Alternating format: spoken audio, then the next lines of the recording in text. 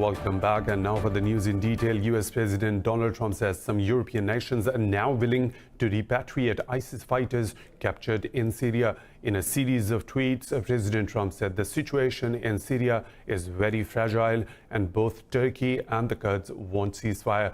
But US Senate Majority Leader Mitch McConnell has attacked Trump's policy in Syria and termed troops withdrawal a nightmare.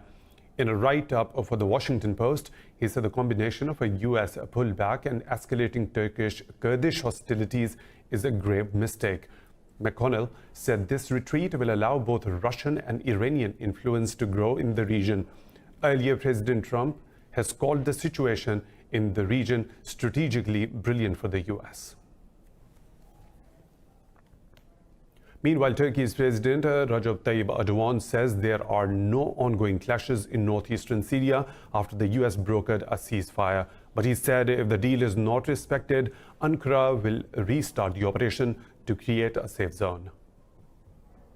The US and Turkey have agreed to a ceasefire after a meeting between President Erdogan and US Vice President Mike Pence. President Erdogan said Ankara has no goal to remain in areas under its control in northern Syria. He said US and Turkish officials will remain in contact to carry out the agreement. Erdogan said the military operation inside Syria will continue if the Kurdish fighters do not leave the area by the end of the 5-day ceasefire. The issue of the safe zone will be solved if US can realize their promises until the Tuesday night, when this 120 hours of time is over. But if these promises will not be realized, as soon as the 120 hours is over, our operation of Peace Spring will continue more rapidly than before. Erdogan added that the region between the border towns of Tal Abyad and Ras Al Ain are cleared. And he said Turkey's aim is to clear the safe zone from terrorists. We have no goal to remain in those areas. We are not there actually. But we also discussed this with Mr. Putin. If terror groups will be cleared from Ain al-Arab or Kobani, there will be no problem. As long as the terror groups are cleared from these areas, we have no goal to remain. Earlier, the Syrian Observatory for Human Rights said clashes between Turkish forces and Kurdish fighters are ongoing despite the truce. Turkey denied any such activity. The US announced it will remove sanctions against Ankara once the military operation ends. US Special Envoy Zalmay Khalilzad said the political settlement in Afghanistan is in America's national interest. This is the first time Khalilzad has spoken about the Afghan peace process since it broke down last month. In a meeting with the newly appointed military chief, General Mark Milley, Envoy Khalilzad said peace in Afghanistan would safeguard the US from terrorists. He said a political settlement with the Taliban would allow the US to reduce the burden of war and protect 2 decades of progress in Afghanistan. To revive the peace process, Khalilzad and a Taliban delegation visited Islamabad earlier this month and met Pakistan's leadership. In Afghanistan, the death toll from a bomb explosion in a mosque in Nangarhar province during Friday prayers has risen to 62. Officials said over 100 people were wounded. The bomb rocked a mosque during busy Friday prayers. There were hundreds of people gathered there for worship. Dozens are battling with injuries in hospital and many people are in critical condition. The spokesman for Nangarhar's provincial governor said the roof of the mosque had collapsed due to the explosion. An eyewitness describes what happened when the bomb went off. It was time for the Friday prayers and everyone had gathered in the mosque when suddenly a bomb exploded and many people got hurt. Security officials say the device was placed inside the mosque and detonated when worshippers were praying. The spokesman of President Ashraf Ghani took to Twitter to condemn the attack. Officials fear the death toll may rise, however no group so far has claimed responsibility for the attack. Britain's parliament will vote on the new Brexit deal today. In an interview, Prime Minister Boris Johnson said Britain will leave the European Union on October the 31st, even if the MPs reject the agreement reached on Thursday. All opposition parties, Conservative Party rebels and Johnson's Northern Irish allies have rejected the text of the deal. Johnson's one-time ally, Brexit Party leader Nigel Farage, said the new deal with the EU is only marginally better than the one struck by his predecessor, Theresa May. I'll give him credit. I thought Theresa May's deal was the worst deal in history. Boris's achievements mean it's only the second worst deal in history. It's still, from the point of view of a Brexiteer, completely and utterly unacceptable. Meanwhile, an independent study has warned that the new Brexit deal could have a worse impact on the British economy than the one rejected by the Parliament. Moving on, Germany's Chancellor Angela Merkel says the UK will be a competitor after leaving the European Union. Speaking in Brussels, Merkel said Britain will suffer after leaving the bloc's single market. She said competition with the UK will be in research, tax policy and digitalization rather than foreign policy. Meanwhile, France's President Emmanuel Macron said the Brexit deadline of 31st of October must be respected. Macron said EU should not give more time if the deal falters in British Parliament. Peace talks between the Sudanese government and the rebel groups have resumed in neighboring South Sudan. Earlier this week, South Sudan's President Salva Kiir volunteered to mediate the dialogue between Khartoum and the rebels from Darfur, Blue Nile and South Kordofan states. The peace negotiations are backed by regional leaders, including Ethiopian Prime Minister Abiy Ahmed and Ugandan President Yoweri Museveni. Government officials and rebel representatives said the discussions would cover political, humanitarian and security issues. Sudan People's Liberation Movement called the initial agreement on agenda points a great achievement. On behalf of the SPLM negotiating team, I'd like to explain that what happened today in Pyramid Continental Hotel was a great achievement in the negotiations that started today. The two parties embarked in direct engagement. On Wednesday, Sudan's peace talks were halted when one of the main rebel groups threatened to pull out, accusing the government forces of bombing its territory. Now moving on, 52 security officers have been injured and 70 people arrested during anti-government protests in Lebanon. The latest unrest was prompted by anger over inflation and new tax proposals, including a fee on WhatsApp voice calls. Riot police in vehicles and on foot rounded up a number of protesters. They fired rubber bullets and tear gas canisters, dispersing demonstrators in Beirut's commercial district. Addressing protesters, Prime Minister Saad al-Hariri blamed his partners in the government for obstructing the reforms. He gave them a 72-hour deadline to stop blocking him, but stopped short of resigning.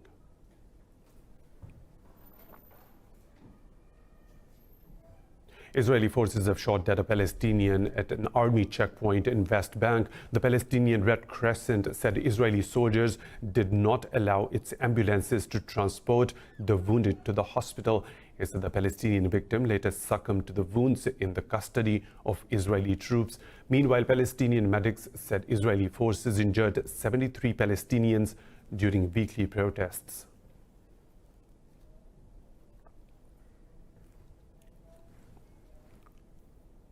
The streets of Barcelona have again been converted into a battlefield as fresh clashes broke out between the protesters and police. Catalan demonstrators are protesting against sentencing of Catalan separatist leaders. Hundreds of protesters have set barricades on fire and hurled stones at the security forces on the fifth day of the violent clashes in Barcelona. Masked youths blocked a road close to the city's police headquarters, setting large garbage bins on fire. Police have fired rubber bullets and tear gas to disperse the crowd. 128 people have been arrested since the start of the protests.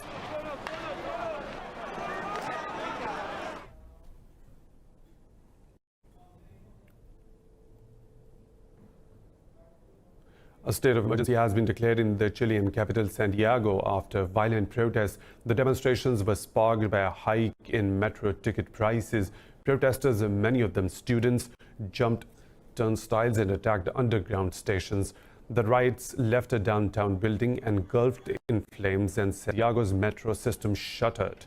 Anti-riot police used tear gas and batons against some protesters. President Sebastián Pinera said he would invoke a special state security law to prosecute the criminals responsible for the damage. Pinera said the aim of the emergency was to ensure public order and the safety of the public and private property. In Russia, 13 people have died after a dam collapsed in Siberia. The Russian Emergencies Ministry said 15 others are missing. The ministry said the dam at a gold mine in the Krasnoyarsk region collapsed this morning. It said 2 temporary dormitories at the site were also flooded. Rescue officials said about 270 people were working at the site. They have warned that the death toll may rise. Spain is one of the world's top exporters of falcons. According to international trade in endangered species data, it exported some 2,800 specimens last year. Most of the Spanish falcons are exported to the Middle East, where rich amateurs buy them for racing or hunting. More in this report. For centuries, the art of falconry has been a prestigious tradition within Arab society. Today, most of these formidable predators come from Spain. In upper-class Gulf societies, Spanish hunters are worth a fortune, with buyers sometimes shelling out tens of thousands of euros per bird. Such birds are raised in customized air-conditioned facilities where their trainers come and select the best specimen. You have customers who buy falcons for the prince's teams, so you have to be careful what you sell and who you sell it to. You can't sell a bird half as good as this one to a prince's team, simply because you close the doors of a market for yourself. In Spain, falcons also enjoy the advantage of hot and dry climate. They utilize the weather to be acclimatized to the hotter temperatures they will experience in the Gulf. The Spain weather similar to Al Gulf, about temperature, humidity, similar. When falcon bring it from Spain to Qatar, they not have feel change a lot about weather. Today, such birds are used more for racing. The owners often lose interest in an individual bird after about a year, heading back to the market in search of a new champion. This provides Spanish breeders a lucrative source of income. The Electric Cinema in Notting Hill, London has screened a rare live documentary, The Elephant Queen, on African animals. The film delivers drama and emotion on the life of elephant herd across the Kenyan savanna. This report tells you more.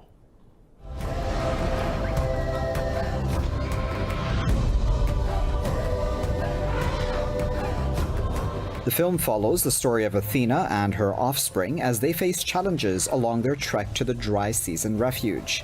From intimate shots beneath the feet of the giant beasts to underground footage, the movie leaves viewers in awe of the animals.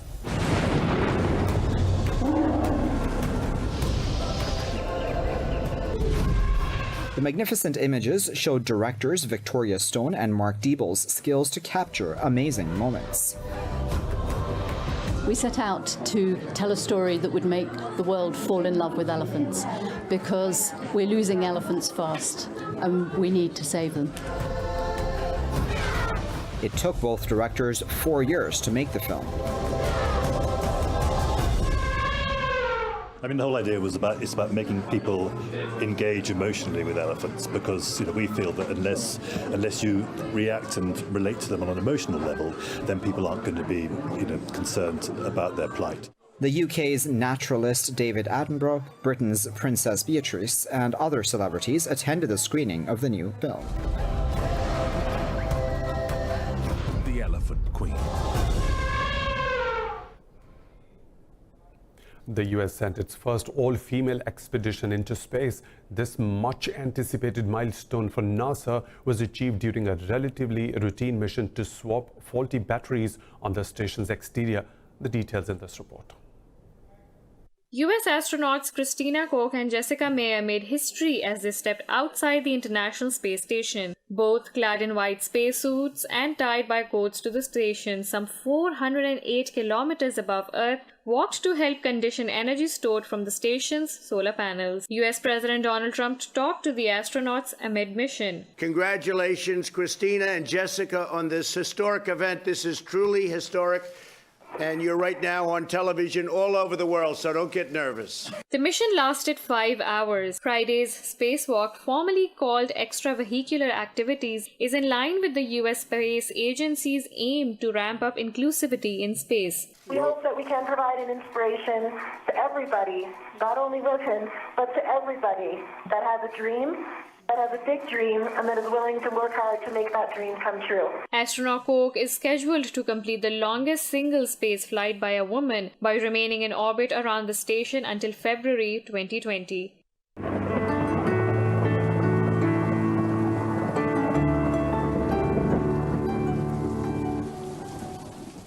Now the weather situation from around the globe.